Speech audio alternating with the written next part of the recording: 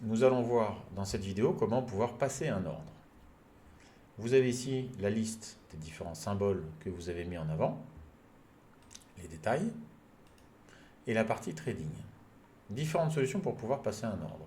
Soit directement ici, vous pouvez par exemple acheter si vous le souhaitez très simplement. Donc vous avez l'ordre au marché, voilà, on vient de rentrer une position à l'achat directement sur le marché. Vous avez l'ensemble de vos positions qui sont indiquées ici. Si vous voulez couvrir votre position, par exemple par une vente, vous pouvez avoir à la fois sur le même sous-jacent des achats et des ventes. Donc ici, je suis à la fois à l'achat et à la vente sur l'euro-dollar, ce qui me permet de faire ce qu'on appelle de la couverture, c'est-à-dire que si le marché monte, eh bien la plateforme, la position à l'achat va monter. Si le marché baisse, la position à la baisse va prendre de l'argent, va gagner.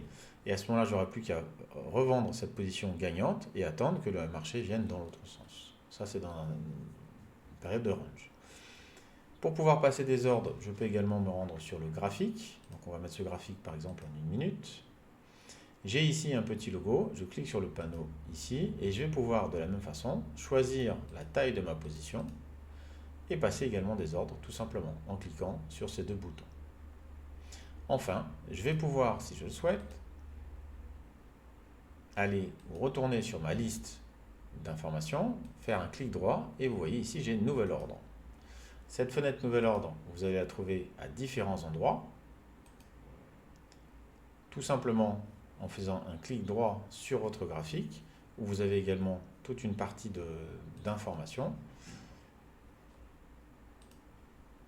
Vous l'avez également dans Outils, Nouvel ordre, et vous pouvez faire, comme vous le voyez, un raccourci F9 sur votre clavier pour passer un ordre. Si je reprends cette fonction-là, donc je fais un clic droit, Nouvel ordre, et je trouve ma plateforme pour passer mon ordre. Je vais avoir sur cette plateforme la fourchette qui est présentée, acheteur-vendeur, et vous avez le type d'ordre. Soit vous avez un ordre, ce qu'on appelle au marché, c'est-à-dire que je veux rentrer tout de suite dans le marché, le cours qui est présenté me convient, ou je veux attraper tout de suite un mouvement qui est en cours, ou bien je vais sélectionner ordre en attente. Donc si je veux rentrer exécution immédiate du marché, je vais pouvoir aller ici pour faire un achat au marché ou une vente au marché, tout simplement. Je vais d'abord déterminer le montant que je veux utiliser, puisque vous avez du levier, le stop loss, c'est-à-dire à quel niveau je veux arrêter cet élément. Deuxième solution, un ordre en attente. Ordre en attente, je vais donc choisir un buy limit, sell limit, buy stop ou sell stop. Donc buy limit, j'ai envie d'acheter le marché, donc je vais faire un buy limit. Le volume, je vais rester sur un lot. Le prix, je vais donc prendre on est sur 1,08 6. Alors vous voyez que 1,086 ça ne fonctionne pas parce que je suis trop proche du cours actuel. Donc je vais partir sur 1,085 5,5 par exemple. Vous voyez, donc je laisse au moins 5 décimales passer. J'ai donc mon cours arrêté et je vais donc placer mon ordre.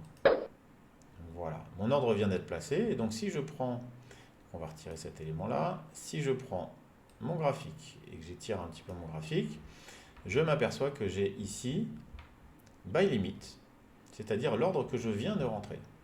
Je vais également voir les deux ordres que j'ai passés ici, que vous retrouvez ici, tout simplement, un ordre d'achat, un ordre de vente, avec mes deux positions en cours. Et donc, je vais me permettre tout simplement de surveiller, de voir que ce buy limit arrive bien au bon endroit. Je vais pouvoir déplacer mon graphique de cette façon-là pour justement le surveiller. Et vous avez donc cette indication d'ordre.